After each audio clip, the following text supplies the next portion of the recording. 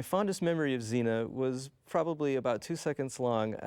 Rob Tappert came out and said for one of these scripts, you know, Joel, I think it was a better script than it was an episode. And my jaw just completely dropped because it's all about the production, you know.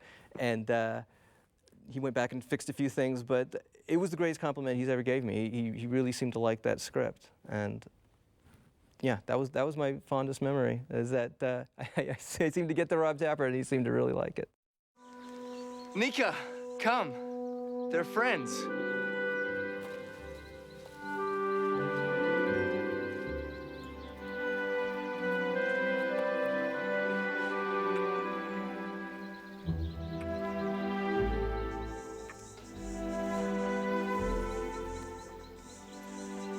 This is my Nika.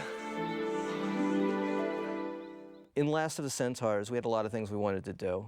We wanted Xena to run into Lord Belloc, who was Boreas' son.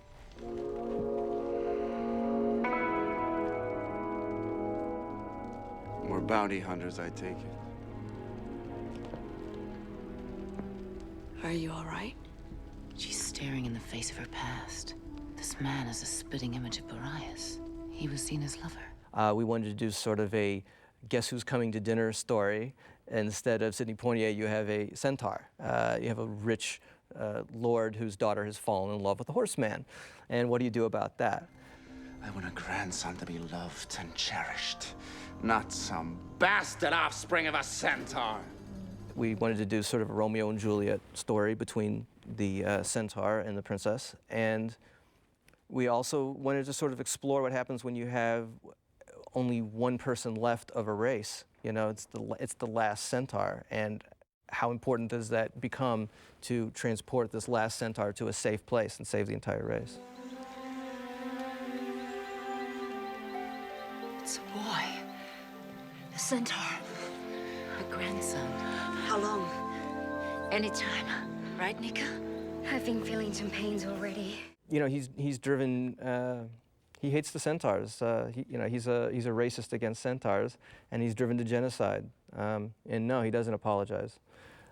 You know, he's pretty much a bad guy. You know, and his daughter falls in love with the centaur, and so that's what we wanted to play.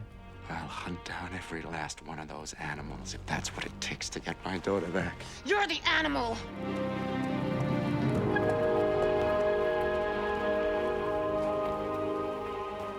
Son of Boreas, what have you done?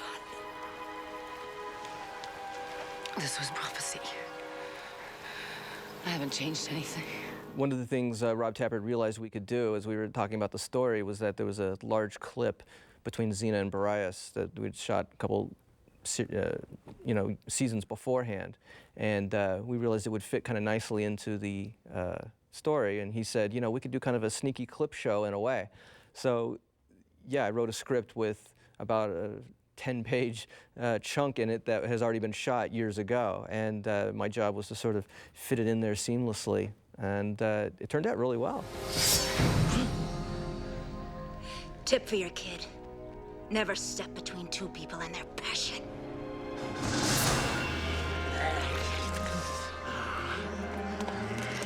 Just a minute. I'll be back in a minute.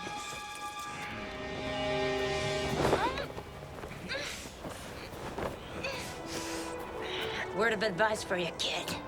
Never step between two people and their passion. It can't be. It is. Was Xena feeling guilty because she took Boreas away from Belloc? Yeah, she was driven by that guilt. I think this is one of those episodes where it wasn't destroy the enemy, it was enlighten the enemy, it was, you know, solve things from the past. So she ends up not killing the guy. But yeah, I think she was loaded with guilt about that. When my father's army broke up, we fell into servitude. While we were starved and beaten, I heard about his exploits, cutting across the east with that woman. With you. Gabrielle did jump on the Kill Belloc train pretty fast. I remember we talked about this in the room, about that did seem a little un-Gabrielle-like, but I think we needed that voice. We needed, I think we wanted to play the tension between Xena and Gabrielle. Xena wanted to do, in this case, kind of the Gabrielle thing, and Gabrielle wanted to do the Xena thing. And the guy did commit genocide, and he wasn't apologetic, and he wasn't going to stop. So I think she was justified. And so we gave this sort of more enlightened view to Xena, I think, in this episode. Sort of the reversal of their usual dynamic, I think. Xena, I'm glad you didn't kill Balok. Oh, now you're glad. You know, different roads lead to the same place. Very wise. Only on your road, you'd be dead. Right. I didn't watch Xena before I came on. I came on the 6th season, but I was fully aware of who she was and what she looks like. And I got to tell you, as a writer, one of the greatest things for me is, since I've written a lot of television, but there's a lot of shows out there that people haven't heard of, and you name your credits and no one's ever heard of them. Everybody's heard of Xena, so it's actually thrilled to be able to mention something you've worked on that everyone recognizes.